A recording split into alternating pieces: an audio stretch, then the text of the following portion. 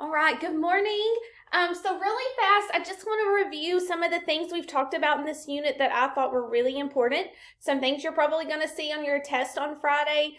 And so I just want to review that. And then tomorrow you're going to do some extra practice with that. So way up here, if you can see, it says the author has a purpose for writing the book. Remember, an author doesn't just write a story. He has a purpose when he's writing. Is he trying to teach me about something? Is he trying to entertain me about something, like make me laugh and enjoy the book? Is he trying to inform me about something important that's going on? Is he trying to explain something to me? And then sometimes they try to persuade us. They really try to change my mind about something. And so some of the books we read, the Dunderheads, remember the Dunderheads was just a funny story, and it was written to entertain me. Like, it was a funny story. I don't think they were trying to explain to me how kids are different. Maybe that was the message, but it wasn't his purpose. His purpose was just to entertain me.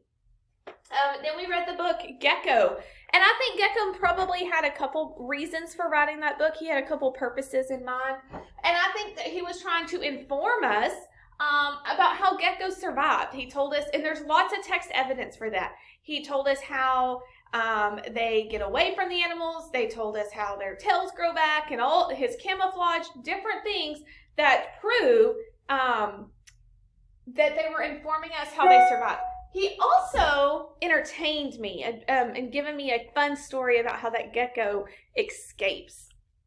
And then we have Parrots Over Puerto Rico. And it just gave me information to inform me about the history of Puerto Rico. And then I think he wanted to teach people the importance of protecting the wild animals.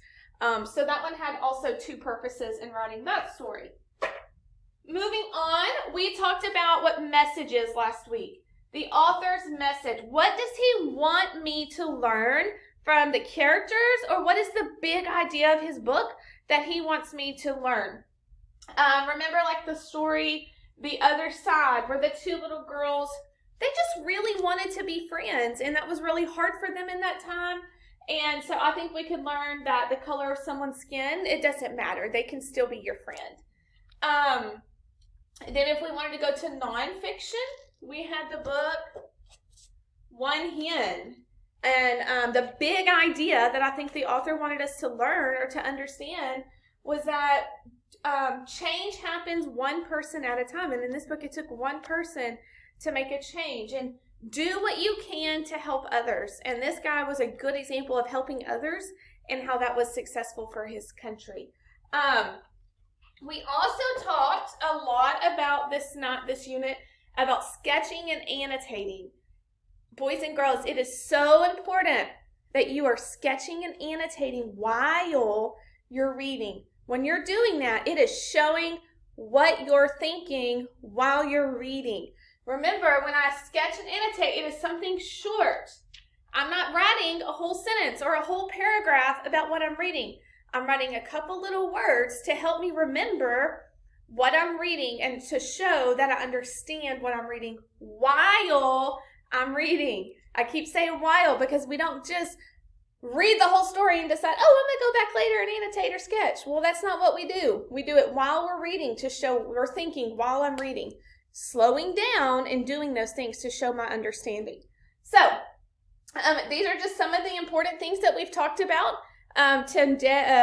Tomorrow you're going to have a little review over author's purpose and author's message. And today you're going to do a quick check. So, I'm out of breath. It's been a busy, short week, and so I'm going to let you get busy. Have a good day.